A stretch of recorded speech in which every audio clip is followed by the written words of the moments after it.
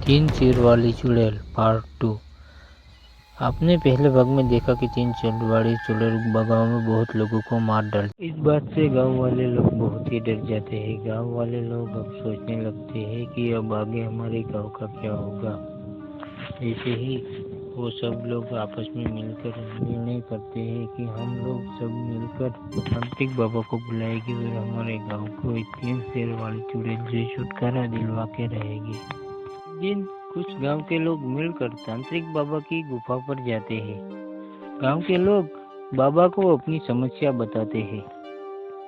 ये सुनकर बाबा बोलते हैं कि तुम्हारे गांव में जो चुड़ैल है वो बहुत ही सालों से श्रापित चुड़ैल है। उस चुड़ैल का खात्मा करने के लिए हमें पूर्णिमा की रात तक रुकना पड़ेगा।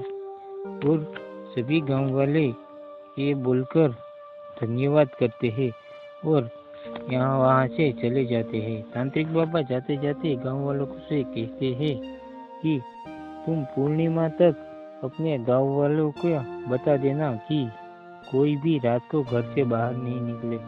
मैं पूर्णिमा के दिन तुम्हारे गांव में आऊँगा और हवन करूँगा, तभी ही वो चुड़ैल खत्म हो पाएगी। ये सुनकर गांव वाले तांत्रिक बाबा को धन्यवाद करते हैं और वहां से चले जाते हैं।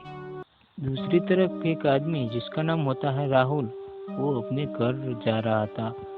रास्ता सुनसान था और वो अकेले ही रास्ते पर चला जाता है। अचानक से उसे पीछे किसी की होने का आभास होता है। वो रुक जाता है और पीछे देखने लगता है। कोई नहीं होता तो वो फिर चलने लगता है, लेकिन अचानक उसे फिर से वही आभास होता है और वो जैसे ही रुकता है और जैसे ही वो पीछे पलटता है, उसके पीछे वो चुड़ैल आ जाती है। वो बहुत ही गुस्सा करने लगती है और बोलती है, मैं तुम्हारे गांव में किसी को नहीं छोड़ूंगी। ये सुनकर करण बहुत ही डर जाता है और वहाँ पर रोने लगता है। वो बेहद ही डर जाता है और कांपने लगता है। जैसे ही वो कुछ बोलने को होता है, चुड़ैल उस पर हमला कर देती है और वो वहीं पर गिर जाता है।